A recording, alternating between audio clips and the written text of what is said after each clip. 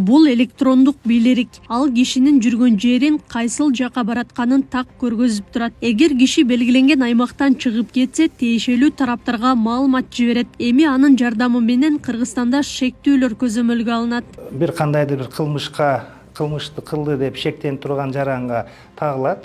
Анан тиешелүү абал борборлор, мониторинг центрлери ошол 24 саат ошол электрондук билерик аркылуу көзөмөл жүргүзгөнгө мүмкүнчүлүк берет. Сот аркылуу тиешелүү чектөөлөр коюлат. Ошол чектөөлөрдү иш жүзүнө ашырган бул электрондук билерик болот. Мындай заманбап санариптик технологияларды колдонуу мамлекет башчысы Садыр Жапаров кол койгон мыйзамга ылайыктуу ишке ашырылып жатат. Кабыл алынган мыйзам кылмыш жаза мыйзамдарынын гумандаштырууга багытталган. Ошондой эле заманбап санариптик технологиялардын мүмкүнчүлүктөрүн киргизүү жана пайдалануу укугун карайт. Мыйзам шектүүнү аралыктан электрондук көзөмөлдөөгө жол ачты. Билериктер экономикалык иштер менен кармалган, жазадан шарттуу түрдө мөөнөтүнөн мурда бошотулгандарга жана пробациялык мөөнөт берилген жарандарга карата колдонулат.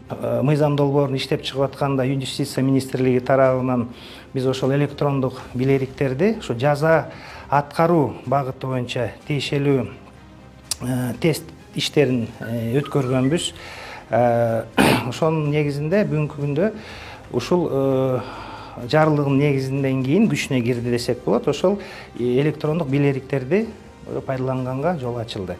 Шектүүнү көзөмөлдөө өз кезегинде жабырлануучунун коопсуздугу жана кылмыштардын алдын алуу максатын көздөйт. Укук коргоо органдарынын бул багыттагы жумуштарын билерик жеңилдете турганын Ички иштер министрлигинин ардагерлери айтууда. Условно освобождение деп коет. Зонадан чыккандар, алар дагы көзөмөлгө алат элес. Үй шартында жүргөндөр дагы болот эле.